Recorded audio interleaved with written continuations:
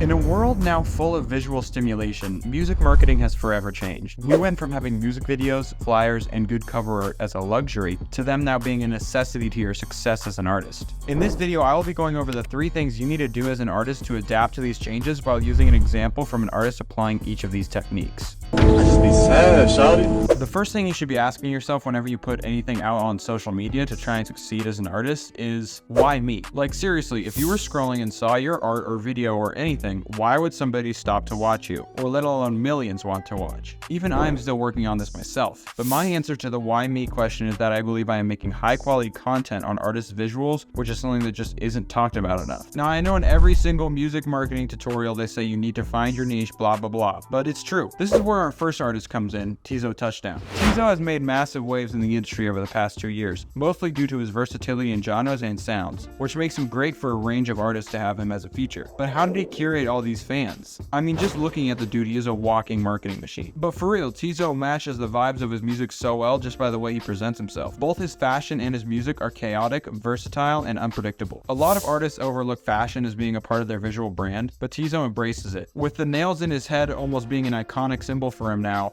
even being mentioned in probably the biggest diss track of all time, as well as the classic shoulder pads which go perfectly with the name. All of this is part of building a cohesive visual brand. Another way he has been able to build his fan base is through breaking a common rapper archetype when it comes to marketing your music, and that is being mysterious. Guys, if you are just starting out your music career, being mysterious most likely won't help you. It'll just make you look like a completely egotistical artist that can't have the shame of actually promoting your project. Tizo posted so much more than other popular artists in the game, which sure made him not so mysterious, but also just further pushed the idea of him being different. He has also made sure to build a deep yet not parasocial relationship with his fans, with his yellow sticky notes, posting his fans, and even giving out his phone number. The mysterious act really only works if you have lots of luck, connections, or work hard and not be mysterious first, then start to dial back your activity once you get popular. Even then, you don't need to do it. Like, it's okay to just drop music. Like, we don't care how mysterious you are, we just want something else to listen to. Please, baby, keep drop something. Next technique you need to use to maximize the effect of your visuals is consistency. Consistency is something lots of artists struggle with, and I get it. You want to try different styles and different visuals for your art, which, yes, that is what you should do in the beginning. What I mean by this is you need to experiment to see what sticks. Keep trying new things, keep learning, and keep evolving. Oh wait, no, that's for the end of the video. This is exactly what Tommy Richman did to launch into stardom. He started with just posting music video clips, then some snippets and overall life updates on TikTok. But his first video that started to gain traction was shot in a VHS style for a snippet of his song. Wait, nope, we aren't there yet.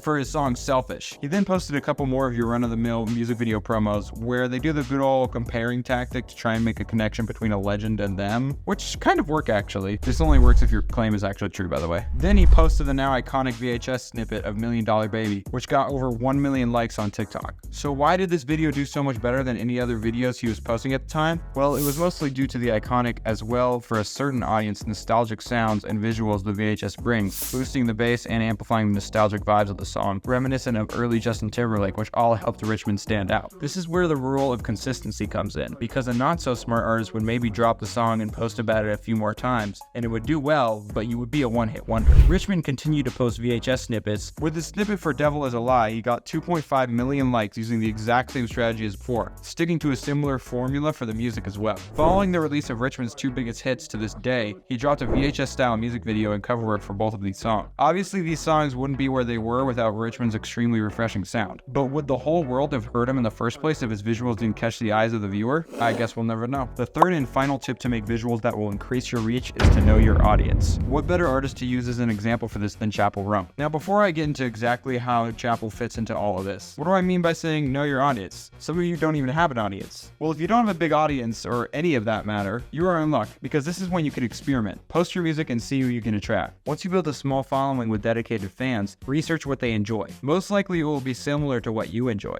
As if you actually like making the music you are making, then most likely you and your fans' interests will be the same. You can also look at other artists that your fans like and see what they are doing to present their music. Now, where does Chappell fit into all this? Well, if you don't know, she is probably on her way to become another pop icon, and possibly our generation's Madonna. And I know most of y'all listen to rap, but go with an open mind and give her a try, because can't lie, she's got some bangers. But I probably never would have heard these songs if it wasn't for her extremely bold fashion and visual choices. So like I said earlier, most likely you will end up finding finding similarities with you and your audience, and even possibly sub-communities they're in. And I think a big one for Chapel was that both her and most of her fan base are a part of or allies of the LGBTQ community. Chapel decided to completely embrace the culture of this community in the way she presented herself, especially more recently dressing in drag. If you're not familiar with drag, in its simplest form, drag is a performance art that uses costumes, makeup, and other tools to exaggerate gender expression. This is often seen done by men, so just another thing that makes Chapel stand out is seeing a woman doing this. She also has had local drag artists open for her on her tours. I'm not even sure what percent of good marketing and what percent just self-expression her fashion choices are, because they do seem really authentically her. Her music videos, performances, fashion choices, and her personality are all rebellious in the best way, and honestly extremely reminiscent of Madonna, who was an extremely rebellious and almost sort of anti-pop culture personality herself. I think Chapel will have similar effects on both her fans and the industry, as did Madonna in the peak of her career. I could go on and on about Chapel's potential influence and what she has already done, but that's for another video. So what can you learn from Chapel as an artist? Grow your audience, research it, and cater to them in the most authentic way you can, because your fans will most likely have similar interests, so it might not be too difficult to build relatability with them. People have been saying the music industry is dying for years, and while with social media comes the need for a lot more visual marketing, this also helps to challenge artists creatively.